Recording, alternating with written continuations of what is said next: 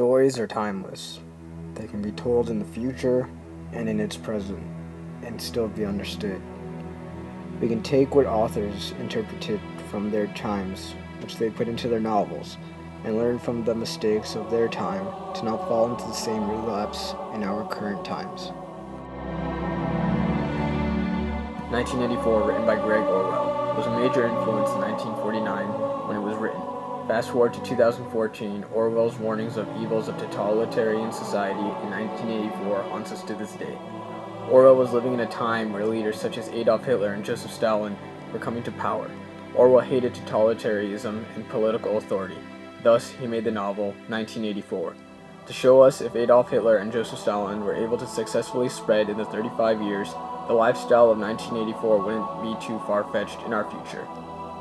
In 1984, propaganda is a focal point in the novel. It shows us how easy for our government is to be able to lie to us. This is what I think we can take from 1984 into our present day. War is peace, freedom is slavery, ignorance is strength. To someone without an education, that is fact. Recently, in May of last year, an amendment had been slipped into the 2013 NDAA bill that nullified two U.S. laws, the Smith Act of 1948 and Foreign Relations Authorization Act in 1987, that banned domestic propaganda. This is exactly what Orwell was trying to warn us about. We must educate ourselves to be able to realize what is propaganda and how to stop it. The Canterbury Tales by Gregory Chaucer, we can learn about social status. The Canterbury Tales documents various social tensions.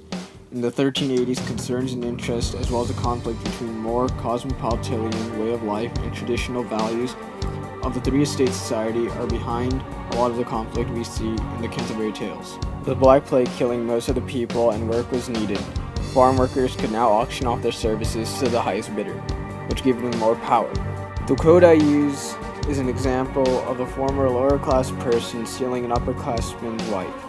What we can apply from the Canterbury Tales in our society is very simple. Treat others the way you wish to be treated. So when your peasant is a higher class than you shall show mercy. In Dr. Jekyll and Mr. Hyde, it taps into the anxieties of Stevenson's age. Queen Victoria ruled England for most of the 19th century. It was a time of unprecedented technological progress at an age which European nations carved up the world with their empires. By the end of the century, many people were beginning to call in the ideals of progress and civilization that had defined the era. And a growing sense of pessimism and decline pervaded artistic circles. Many felt that the end of the century was also witnessing a twilight of Western culture. It was on the moral side, and in my own person, that I have learned to recognize the thorough and primitive duality of man. I saw that of the two natures that contended in the field of my consciousness. Even if I could rightly be said to be either, it was only because I was radically both. And from an early date, I had learned to dwell with pleasure, as a beloved daydream, on the thought of separation of these elements. I think this is an important passage for us today. I feel as if we should try to promote our naturally good instinct to show more rather than our darker sides.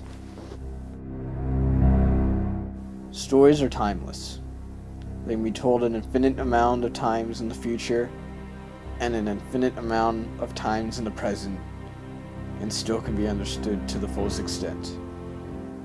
We can take what the authors interpreted from their own times, which they put into their novels, and we can learn from the mistakes of their time to not fall into the same relapse in our current times. Will we take what they taught us and apply it to our times, or will we fall into the relapse of their times yet again?